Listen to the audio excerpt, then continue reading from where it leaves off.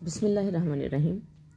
हज़रत आयशा सिद्दीक़ा रज़ी अल्लाह तआला अन्हा से रिवायत है, मैंने रसूलुल्लाह सल्लल्लाहु अलैहि वसल्लम से सुना, आप सल्लल्लाहु अलैहि वसल्लम ने इरशाद फरमाते थे कि साहिब ईमान बंदा अपने अच्छे अखलाक से उन लोगों का दर्जा हासिल कर लेता है जो रात भर नफली नमाज़ें पढ़ते हों और दिन को हमेशा रोज़ा रखते हों।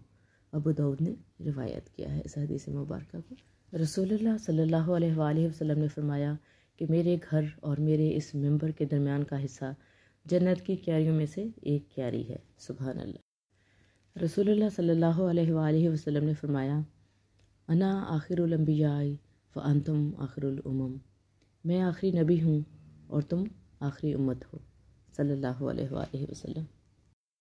रसूलुल्लाह सल्लल्लाहु अलैहि वसल्लम ने फरमाया, मेरे दिल पर गुबार सा छा जाता है तो मैं इस कैफियत के अजाले के लिए एक दिन में 100 बार अल्लाह से इस्तिग़फ़ार करता हूँ। अस्तग़फ़िरुल्लाह अस्तग़फ़िरुल्लाह अस्तग़फ़िरुल्लाह। सल्लल्लाहु अलैहि वसल्लम।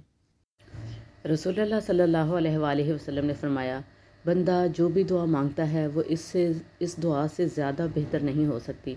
अल्लाहुम्मा इन्नी अस्अलुकल मुआफ़ाता फ़िद दुनिया वल आखिरा, ऐ अल्लाह मैं तुझसे दुनिया और आखिरत में आफ़ियत चाहता हूँ।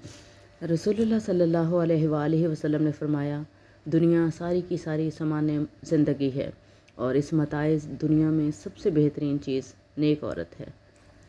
रसूलुल्लाह सल्लल्लाहु अलैहि वसल्लम ने फरमाया, क़यामत के दिन 3 किस्म के लोगों की तरफ अल्लाह ताला नज़र तक ना उठाएगा, ना इन्हें पाक करेगा, बल्कि उनके लिए दर्दनाक अज़ाब होगा।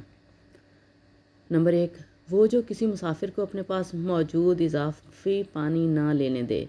नंबर 2, वो जो हुक्मरान के हाथ पर सिर्फ दुनियावी मफाद के लिए बैत करे। नंबर 3, वो जो झूठी कस्में खाकर असर के बाद अपना सामान बेचे और लोग उसकी कसम से धोखा खा जाएं। अस्तग़फ़िरुल्लाह रब्बी मिन कुल्ली ज़ंबिन व अतूबु इलैह।